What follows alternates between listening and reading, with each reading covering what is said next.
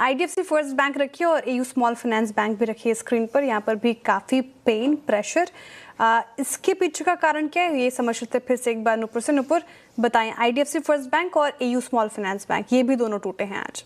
बिल्कुल, IDFC first bank की तरफ से रिपोर्ट किया गया है 590 करोड़ का जो फ्रॉड है वो सामने आया। हालांकि कॉन्फ्रेंस कॉल में मैनेजमेंट का ये कहना था कि 490 करोड़ की इसकी वैल्यू है और 100 करोड़ उन्होंने एडिशनल प्रोविजनिंग की है यहाँ पर, जिसकी वजह से अगर कोई फ्यूचर में यहाँ से और कुछ निकल के आता है तो वो सेफर साइड 100 करोड़ और लेके चल रहे, तो इसकी पूरी जो वैल्यू 590 करोड़ के आसपास दिखेगी। चंडीगढ़ ब्रांच में इसे जो है ये फ्रॉड सामने आते हुए दिखा है।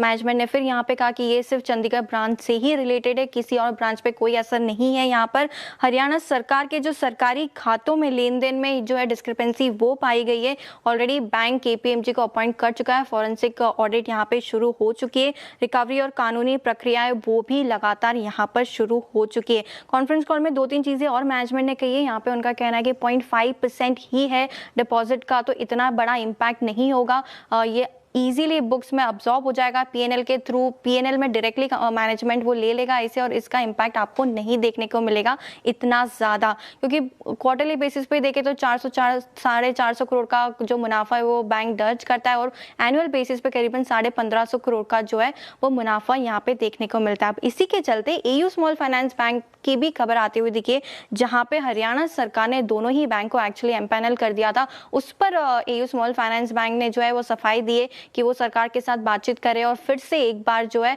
वो पैनल होने की कोशिश करेंगे। यहाँ पे जो स्टार्टिंग में उन्होंने जो शुरुआती जांच है उसमें फिलहाल उन्हें कोई भी फ्रॉड नहीं दिखा है सरकारी खातों को लेकर।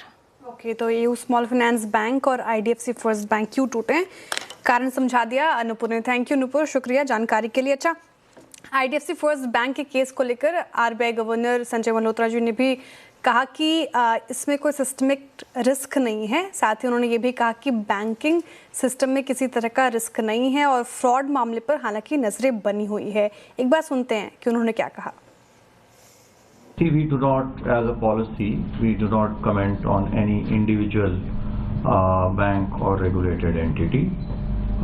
We are watching the developments. There is no systemic kind of an issue over here. Okay, चलिए, तो ये बात हो गई एयू स्मॉल फाइनेंस बैंक की। वैसे श्रेया, मेरा ये मानना है कि एयू बैंक में आज अपॉर्चुनिटी है, क्योंकि सिर्फ हो सकता है किसी और कारण से हटा दिया, कोई भी कारण हो सकता है। इसका मतलब सिर्फ ये नहीं है कि भाई वहाँ पे भी वो फ्रॉड निकल कर आएगा। जैसे बैंक ने खुद कहा है, और इनके तो नंबर्स भी अच्छे थे, काफ़ी शानदार थे और ये स्टॉक में काफ़ी स्ट्रेंथ भी रही है। तो मुझे लग रहा है इसमें तो खैर अपॉर्चुनिटी। वैसे तो खैर आईडीएफसी में भी जैसे मैंने कहा कि अगर आप प्योरली लॉन्ग टर्म के इन्वेस्टर हैं तो शायद थोड़ा सा एक मौका मिल रहा हो, लेकिन उसमें मैं फिर भी रिस्क फैक्टर रखूँगा। इसमें मुझे लग रहा है कि थोड़ा सा एक शायद अपॉर्चुनिटी हो, but you never know. Sharad ji, good afternoon. First of all, आपका क्या व्यू रहेगा आईडीएफसी फर्स्ट या एयू बैंक को लेकर? हाँ जी, गुड आफ्टरनून। मुझे लगता है आईडीएफसी फर्स्ट बैंक तो मैं भी कंकर करता हूँ, क्योंकि day time price to book पे लगभग अवेलेबल है। आज की क्रैक को ले लीजिए तो शायद 1.2-1.3 टाइम हो गया होगा।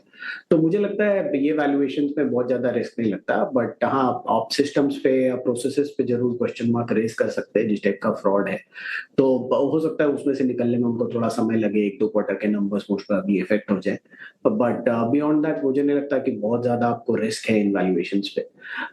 एयू यूजुअली प्रीमियम वैल्यूएशंस पे ट्रेड करता आया है, अभी भी 4-4.25 टाइम प्राइस टू बुक पे ट्रेड कर रहा है, और मुझे लगता है ये थोड़ा वैल्यूएशन वाइज स्ट्रेच लगता है 4-5 टाइम प्राइस टू बुक पे ज्यादातर जो पीएफएस ये छोटे बैंक्स हैं, तो मुझे वहां पे थोड़ा सा रिस्क लगता है, वो अभी भी मैं अवॉइड करूंगा। बट आईडीएफसी सर्टेनली 1.2-1.3 टाइम्स पे अच्छी बेट नजर आती है यहाँ से लॉन्ग टर्म के।